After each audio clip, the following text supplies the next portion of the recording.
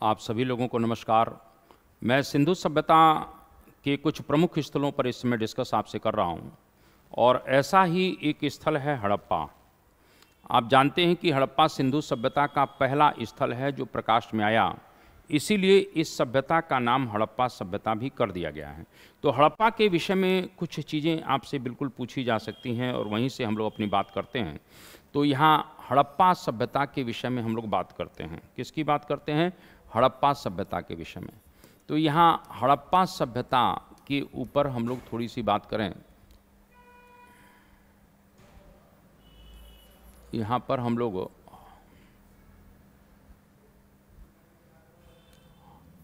हड़प्पा, तो यहाँ पर हड़प्पा के ऊपर हम लोग बात करते हैं। तो सबसे पहले तो ये है कि सिंधु सभ्यता का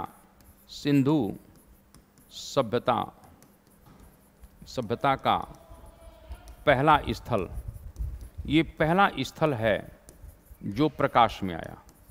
तो इस तरीके से कहीं ना कहीं ये पहला स्थल है जो प्रकाश में आया है। पहला क्वेश्चन बन गया कि सिंधु सभ्यता का पहला स्थल है। पाकिस्तान के पंजाब प्रांत में स्थित है, इस बात को ध्यान रखिएगा। इसकी जो लोकेशन है वो पाकिस्तान के पंजाब में है। तो ये पाकिस्तान के पंजाब में है, पहला स्थल है, ये भी अपन जानते हैं। कहीं ना कहीं क्षेत्रफल की दृष्टि से देख रहे हैं तो आईबीसी का क्षेत्रफल की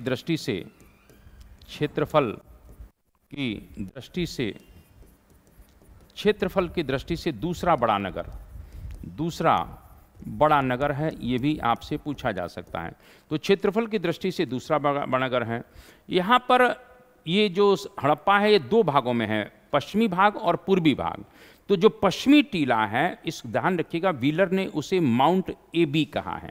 यहाँ पर ध्यान रखिएगा, मैंने अभी कहा है कि इस तरह से पश्चिमी टीला इस तरह से रहता था, जो सिटाडेल रहता है, दुर्गीकृत रहता है। एक छोटा सा टीला कुलना के इधर रहता था जो आम लोगों के लिए रहता था। तो इस तरह से इस पश्चिमी टीले की बात करें तो यहाँ के यानी हड़प्पा के पश्चिमी टीले को जो ऊंचाई पर भी रहता था, ये पश्चिमी टीला है। पश्चिमी टीले को व्हीलर ने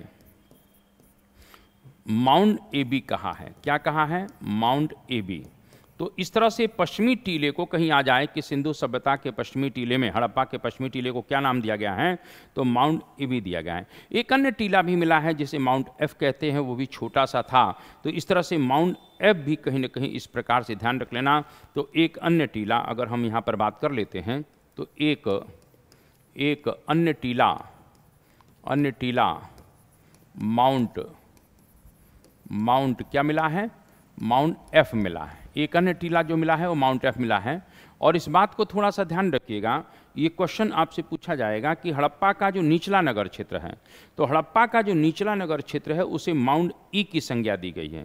यानी निचले नगर क्षेत्र को जहाँ पर लोग रहा करते थे, तो यहाँ पर थोड़ा सा ध्यान रख लेना, निचले नगर क्षेत्र या आम जन लोगों के लिए जो था। तो इस तरह से हड़प्पा के निचले क्षेत्र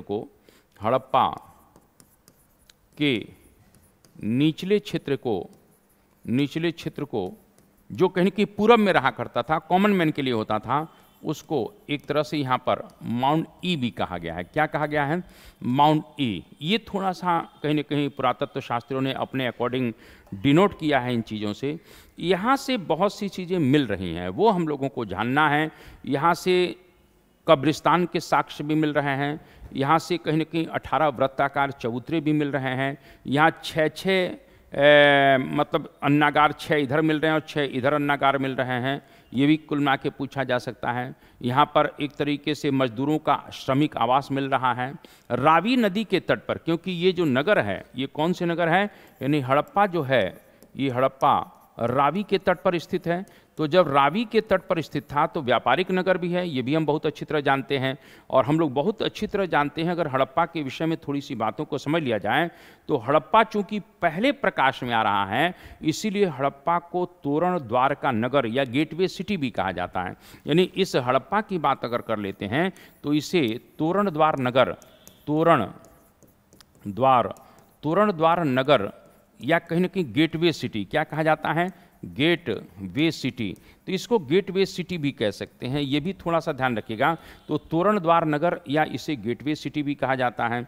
और यहाँ पर हड़प्पा कह सकते हैं कि एक दूसरी राजधानी है, क्योंकि पिगट कहते हैं कि सिंधु सभ्यता बहुत बड़ी थी, हड़प्पा और मोहनजोदड़ो इस विस्तृत साम्राज्य की जुड़वा राजधानियाँ हैं।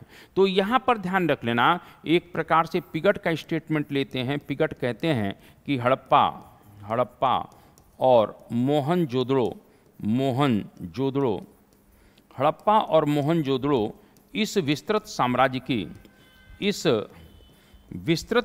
की जुड़वा राजधानियाँ थी। विस्तृत साम्राज्य की क्या थी?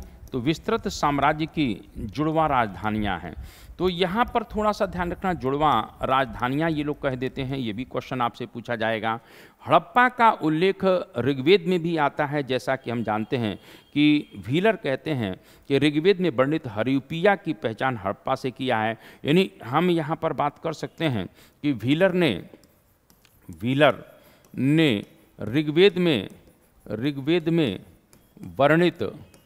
ऋग्वेद में वर्णित हरियूपिया की पहचान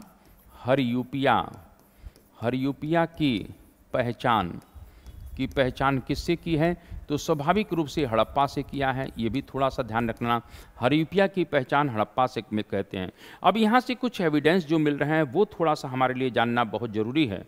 तो यहाँ के साक्ष्यों की बात अगर करें तो साक्ष्य में कहीं ना कहीं एक तरह से देखा जाए तो 18 वृत्ताकार चबूतरे मिल रहे हैं।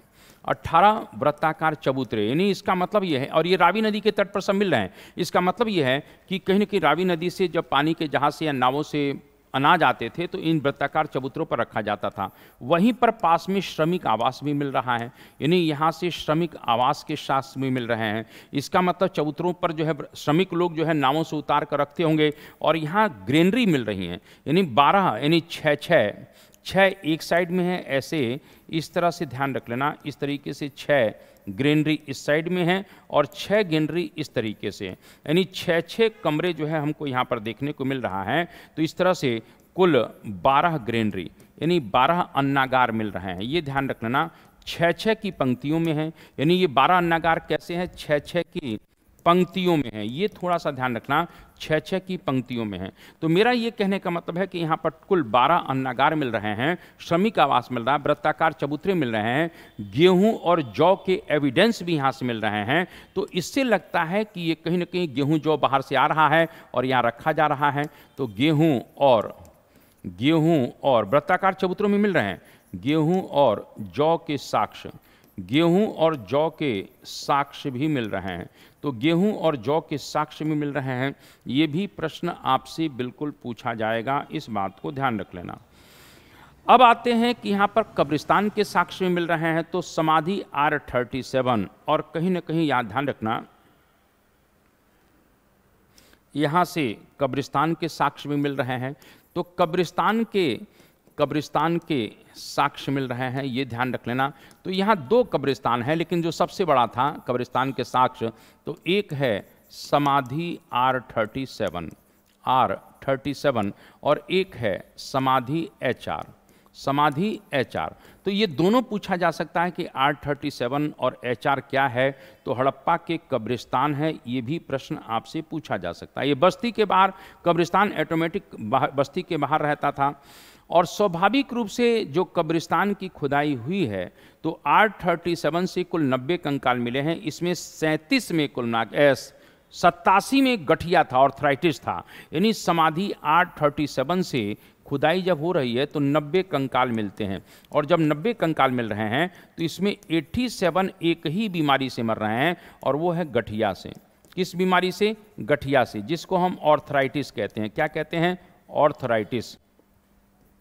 तो इसका मतलब ये है, कहीं प्रश्न आ जाए कि ऑर्थराइटिस का एविडेंस कहाँ से मिल रहा है, तो ऑर्थराइटिस का साक्ष्य यहाँ से मिल रहा है। ये भी आपसे पूछा जाएगा कि ऑर्थराइटिस यानी गठिया का साक्ष्य कहाँ से मिलता है। तो ऑर्थराइटिस या गठिया का साक्ष्य हमको कहीं ना कहीं यहीं से मिल रहा है। ये भी प्रश्न आपसे बिल्कुल पूछा जा सकता है, ठीक है ना। अब यहाँ पर थोड़ी सी चीज़ों को और लेकर हम बात करते हैं कि हड़प्पा से एक कब्र से एक बच्चे को स्त्री के साथ दफनाए जाने का साक्ष्य मिलता है, ये भी थोड़ा ध्यान रखिएगा। तो हड़प्पा के एक कब्र से हड़प्पा के एक कब्र से एक बच्चे को स्त्री के साथ दफनाए जाने का प्रमाण मिलता है। तो दफनाए जाने का प्रमाण मिल रहा है, यानी इसका मतलब ये है कि कहीं कि प्रसव के दौरान इसकी डेथ हो गई होगी, ये भी हो सकता है। ये भी थोड़ा सा ध्यान रखना, अभी हाल की खुदाई में सूती कपड़ों के एविडेंस भी यहाँ पर देखने को मिलने शुरू हो गए हैं, तो यहाँ पर प्रश्न पूछा जा सकता है। तो यहाँ से सूती कपड़ों का, अभी तक मोहनजोदड़ो की बात कर रहे थे, लेकिन यहाँ से सूती कपड़ों का भी एविडेंस मिल रहा है, ये भी प्रश्न आपसे बिल्कुल पूछा जाएगा। चूँकि हड़प्पा एक इंडस्ट्रियल शहर है, ये भी औद्योगिक शहर था, इस बात को थोड़ा सा ध्यान रखें। यहाँ पर कांसे का ढक्कन वाला एक विशाल भोजन पात्र भी कहीं न कहीं मिला है, जिसमें भोजन तैयार किया जाता था। तो यहाँ पर कांसे का ढक्कन वाला अगर आता है, तो यहाँ पर हड़प्पा से बात कर रहे हैं, तो कांसे का ढक्कन वाला विशाल भोजन बनाने का पात्र भी मिल रहा है। तो विशाल भोजन बनाने का पात्र भी मिल रहा है, ये भी आपसे बिल्कुल पूछा जा सकता है। यहाँ पर शंख से कहीं न कहीं निर्मित एक बैल भी मिला है। शंख से बने पात्रों पर इस प्रकार से जो है कई चीज़ें शंख की यहाँ पर मिलती हैं। तो यहाँ पर शंख से निर्मित बैल, तो यहाँ पर शंख से निर्मित बैल, ये थोड़ा सा ध्यान रखना, शंख से निर्मित एक बैल भी मिल रहा है, ये भी एकदम पूछा जा सकता है। यहाँ पर एक तरह से ध्यान रखना कि तांबे का दर्पण, ये ध्यान रखना, तांबे के दर्पण पर लिपटे हुए सूती धागे, ये क्वेश्चन कहीं आ जाए कि तांबे के दर्पण पर, तांबे के दर्पण पर लिपटे हुए सूती धागे, तो ये थोड़ा सा ध्यान रखना, सूती धागे, ये भी आपसे बिल्कुल कहीं न कहीं प्रश्न पूछा जा सकता है। अन्य महत्वपूर्ण देखते हैं चीज़ें, तो 16 ताम्र कहीं न कहीं भट्टियाँ मिल रही हैं, इन्हीं इसका मतलब है यहाँ ताम्रकार लोग रहा करते थे जो तांबे का काम करते थे। तो यहाँ 16 ताम्र भट्टियाँ भी मिल रही हैं, तो यहाँ पर 16 ताम्र भट्टियाँ भी मिली हैं, ये भी थोड़ा सा ध्यान रखना। इसी प्रकार से यहाँ पर 16 ताम्र भट्टिका मिल गई, यानी तांबे को गलाने का काम किया जा रहा है। तांबे की इक्का गाड़ी यहाँ से मिल रही है, किसकी गाड़ी, तो तांबे की इक्का गाड़ी, तो तांबे की इक्का गाड़ी भी यहाँ से मिल रही है। तो यहाँ से तांबे की इक्का गाड़ी भी, जो कहीं न कहीं गांव में आपने देखा होगा इक्का गाड़ी चला करती थी। इसी प्रकार से 2 पहिए वाले तांबे का रथ भी कह सकते हैं, तांबे का पैमाना भी यहाँ से मिला है, तांबे का तामीज भी यहाँ से मिला है। तो इस प्रकार से तांबे का रथ भी कह सकते हैं, तांबे का रथ भी कह सकते हैं, तांबे का पैमाना भी कह सकते हैं। तांबे का क्या मिल रहा है, क्योंकि यहाँ पर तांबे का काम हो रहा है ना, इसीलिए यहाँ तांबे का रथ, इक्का गाड़ी, तांबे का पैमाना, इसी प्रकार से तांबे का ताबीज, ये चीज़ें आपसे बिल्कुल पूछी जा सकती हैं। तो तांबे का ताबीज़ भी मिल रहा है, तांबे का क्या मिल रहा है, ताबीज़ मिल रहा है। तो ये थोड़ा सा ध्यान रखना, ये प्रश्न आपसे बिल्कुल पूछा जाएगा। और आगे बढ़ जाते हैं, और आगे क्या कहता है, इसमें हड़प्पा की बात करें तो हड़प्पा में अगर हम बात करते हैं तो यहाँ से सोने के एक प्रकार से मनकों वाला 6 लड़ियों का हार, सोने के मनकों वाला, मन के मतलब बीड्स जो गुड़ियाँ होती हैं, 6 लड़ियों का हार मिलता है। तो यहाँ पर सोने के मनके वाला 6 लड़ियों का हार, या सोने का हार कहीं आ जाए, सोने के मनके का हार कुछ भी है, ये भी आपसे प्रश्न पूछा जाएगा। सोने का कंगन भी यहाँ पर मिल रहा है, तो यहाँ पर सोने के कंगन की भी बात कर सकते हैं। तो यहाँ पर सोने का कंगन भी मिल रहा है, ये भी प्रश्न आपसे बिल्कुल हड़प्पा के विषय में पूछा जा सकता है।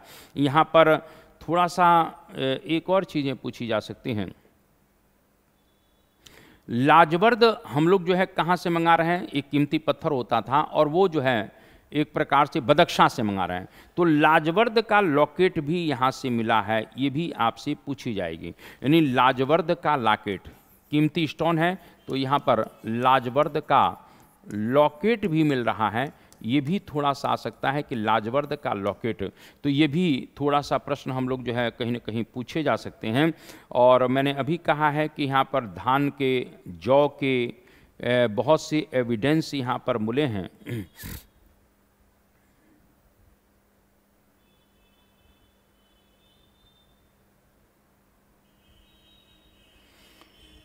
यहाँ से धान कूटने की एक प्रकार से ओखली भी मिली है। इस प्रकार से या धान कूटने या अनाज कूटने, चूँकि धान मिला है तो धान कूटने की ओखली, तो यहाँ से धान कूटने की ओखली पहले देखते होंगे कि कहीं न कहीं एक प्रकार से जो धान कूटा जाता था वो ओखली में ही कूटा जाता था, तब जो है उसकी जो भूसी अलग कर दी जाती थी और चावल होता था। तो धान कूटने की ओखली, ये भी आपसे पूछा जा सकता है। यहाँ से गेहूं है, जौ है, इस तरह के से जो है चीज़ों के साक्ष्य मिल रहे हैं। तो गेहूं, जौ, तरबूज का एविडेंस भी मिला है, तरबूज के बीज मिल रहे हैं। तो इस प्रकार से गेहूं, जौ, चावल, तरबूज के बीज आदि का साक्ष्य मिला है। तो इस तरीके से हड़प्पा भी एक बहुत इम्पॉर्टेंट साइट था, यहाँ पर थोड़ा सा ध्यान रखिएगा। तो तरबूज के बीज, तो हड़प्पा अपने आप में बहुत इम्पॉर्टेंट है, और चूंकि सिंधु सभ्यता का पहला स्थल है, ये ध्यान रखिएगा, इसीलिए इसको जो है हड़प्पा सभ्यता भी कहा जाता है। क्यों? क्योंकि 1826 में सर्वप्रथम जो जानकारी मिल रही है चार्ल्स मैसन को, सर्वप्रथम चार्ल्स मैसन को जानकारी मिल रही है, यानी 1826 में सर्वप्रथम चार्ल्स मैसन ने ही हड़प्पा के टीलों को खोजा था। इस बात को थोड़ा सा ध्यान रखना, यानी हड़प्पा के सर्वप्रथम चार्ल्स मैसन ने ही हड़प्पा के टीलों की जानकारी दी थी। हड़प्पा के टीलों की क्या दी थी? जानकारी दी थी, और यहीं से इस सभ्यता के विषय में हम लोगों को जानकारी मिली। तो ऐसे में और भी जानकारी लाऊंगा। आप सभी लोगों को नमस्कार।